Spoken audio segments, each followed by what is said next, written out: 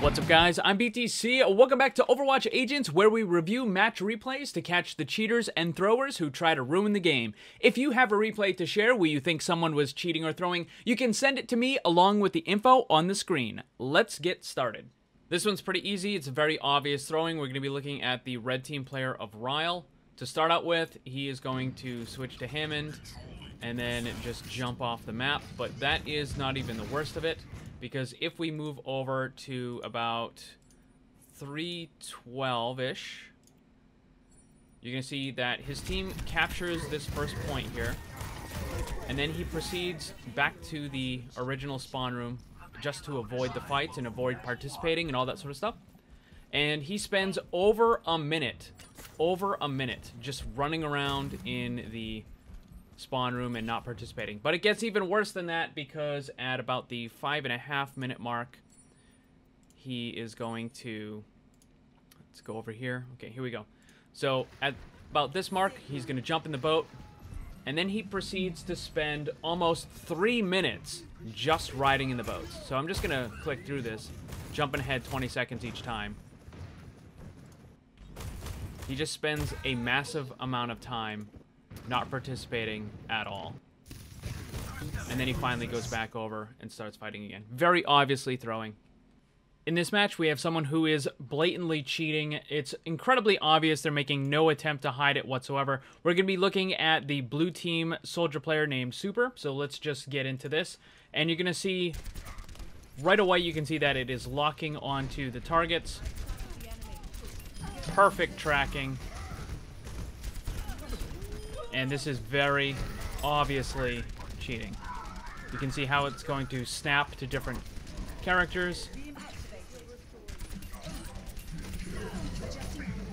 Very easy to see. Not going to spend too much time on this. Guy is very obviously cheating. This is an interesting one. We're going to be looking at the red team's McCree. He is cheating using a wall hack or a player tracker. And what I'm going to do is I'm going to show you his perspective, and then I'm going to show you the enemy Sombra's perspective, because it really gives it away when you see that. So what he does, and it makes it really obvious, is he's going to attack the invisible Sombra when there's absolutely no way he should know that she's there. So you can see he just starts attacking what should be nothing. And then he jumps down and he manages to hit the Sombra. Now it gets even more obvious in the next case, because we're going to slow it down right here. Perfectly locating the Sombra. But it's also kind of funny because he ends up dying because he's not a good player. Now, let me show you that from the Sombra perspective. And you're going to see really just how obvious it is. Because, like, where he's standing right now, you know, he's not really going to be able to see the Sombra, and he's probably looking out ahead. But then as soon as he pops out, he's able to notice her. And he's going to try to land the stun. See, he barely misses right there. But he knows exactly where the Sombra is. Like, there's no question, nothing whatsoever. Normally, if you're going to be McCree and you're going to try to find the Sombra who's invisible, you're probably going to use Fan the Hammer or something and just kind of spin a little bit so you can cover a bigger area. But it's obvious that, like, he knows exactly where she is. So, from here, you can see that, like, he doesn't have line of sight to where Sombra is. And we're going to slow it down a little bit.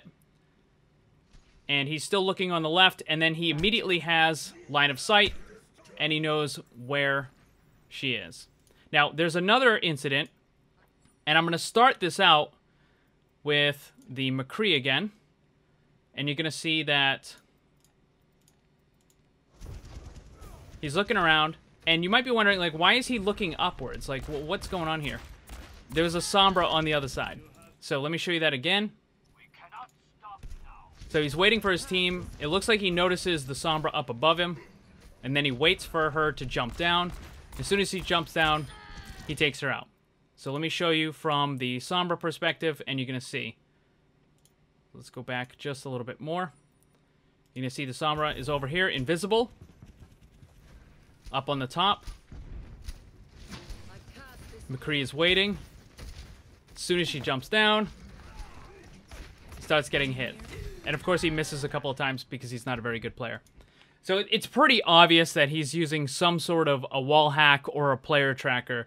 I don't think he's using any kind of an aimbot or a trigger bot or anything because he does miss quite a bit, but definitely cheating.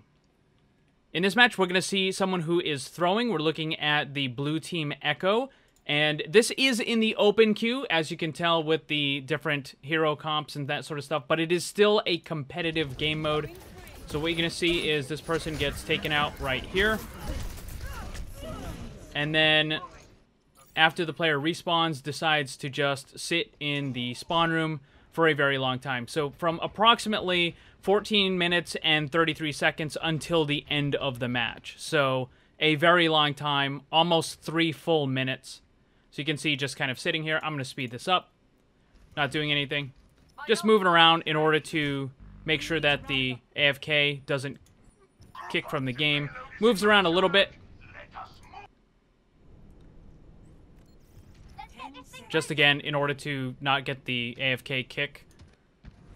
And just continues doing it for the entire rest of the match. So this person is throwing. AFK needs to be banned. In this match, we're going to be looking at the McCree on the blue team.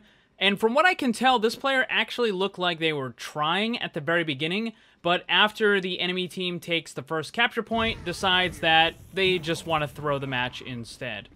So you can see he runs back here and jumps off the map. And then this player is now going to AFK from this point all the way up to 3 minutes and 13 seconds. So almost a full minute of AFK.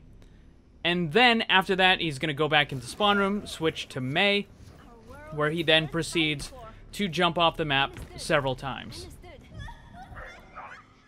So there's one. And we'll show you another one. And it keeps happening again and again and again. I think you guys get the idea. Very obviously throwing. Definitely needs a ban. In this match, we're going to be looking at a cheater on the red team. It's going to be the Widow. And the cheat that's being used is a kind of aimbot. What it does is it will snap to a target and then it tries to reset back to the previous crosshair position as fast as possible. Now, there are some of these that move so fast that you can't possibly see it in normal gameplay. The one that's being used in this one doesn't appear to be the greatest, so you can actually see it even at normal speed. But when you slow it down, it's a little bit easier. Let me show you. So what's going to happen here is you're going to see it's going to snap to the Brigida, I believe is the first one. And I want you to look at where the crosshair is, because it's going to snap, and then it immediately goes back to the exact same position. Now, that would have hit the McCree, but it looks like some of the environment got in the way, like some weird collision with that top part. We're going to have another snap on the Genji, which got deflected, it looks like. And then another one. So you can see it's returning to the exact same spot. Now, it is something that players do where they will snap to a target and then they try to reset their own crosshair. But what you're seeing here is it is going back to the exact same spot, like pixel perfect. And that is not something that a player can do. We're going to take a look at a couple more examples here. The first is with a Genji, and then the second is with a Winston. So you can see it snaps right to the Genji, and then returns pixel perfect. And then here comes the Winston. And again, the whole point of this style of cheat is to make it look less obvious, because if you were just tracking an enemy at all times, then it would be pretty blatant that you were using a cheat. But in this case, it's supposed to kind of pass it off as a little bit more realistic, but when we slow down the footage, we can definitely see what's going on. The player is cheating and needs to be banned. Thanks for watching, and if you'd like to see more, make sure you subscribe and hit that bell to get notified. You can get some cool gear, join my Discord server, or follow me on social media with the links down in the description below. Special thanks to my Patreon supporters, and remember, always blame the controller because it's never your fault.